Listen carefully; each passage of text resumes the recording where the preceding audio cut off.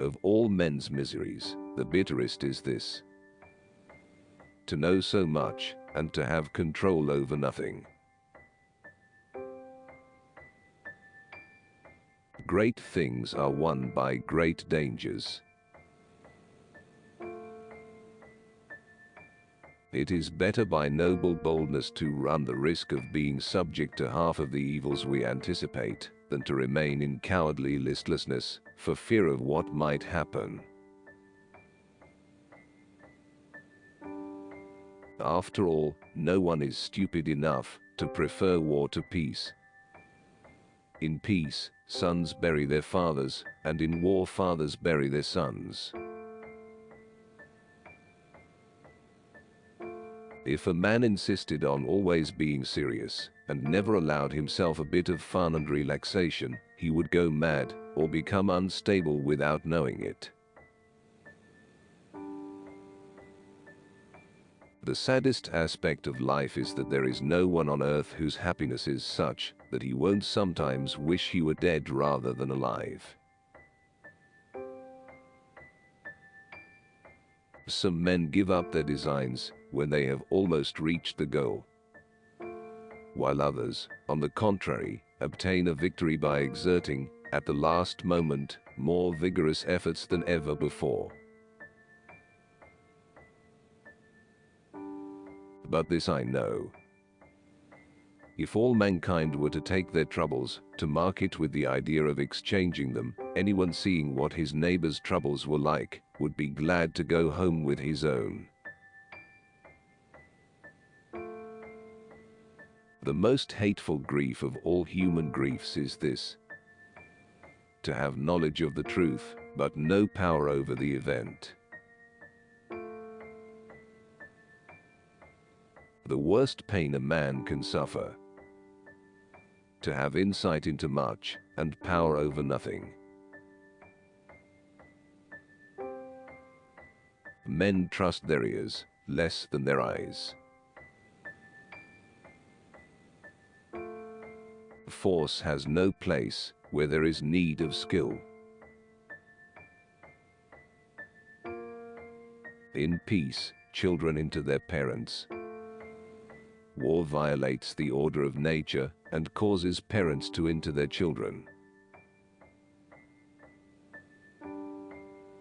Happiness is not fame, or riches, or heroic virtues, but a state that will inspire posterity to think, in reflecting upon our life, that it was the life they would wish to live.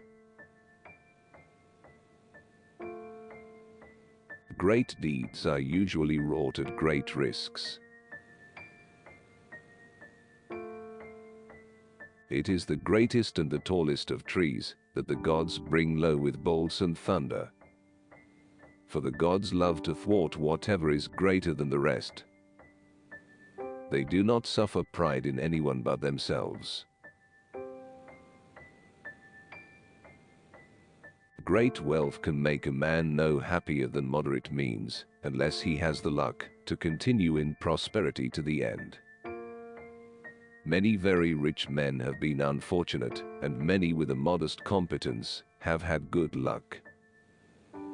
The former are better off than the latter, in two respects only.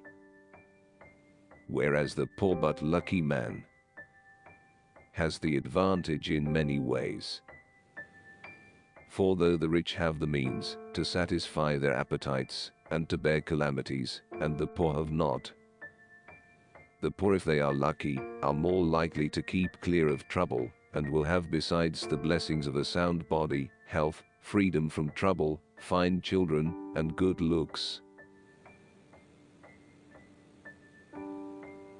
Now if a man, thus favored, died as he has lived, he will be just the one you are looking for.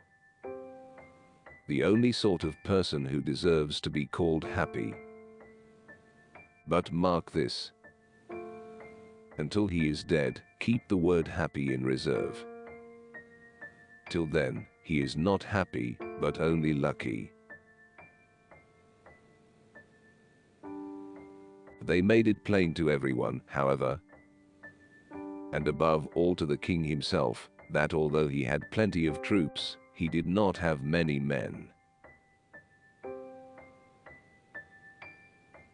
The longer the span of someone's existence, the more certain he is to see and suffer much that he would rather have been spared.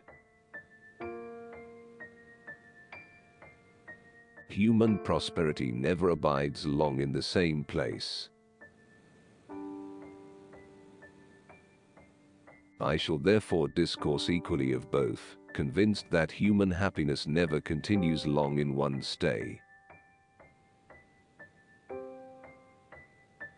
Great wealth, after all, is no more guaranteed to bring a man happiness than his daily subsistence, unless, that is, good fortune proves to be the rich man's constant companion, enabling him to keep all his blessings intact and bringing his life to a pleasant conclusion. Humans and prosperity never endure side by side for long.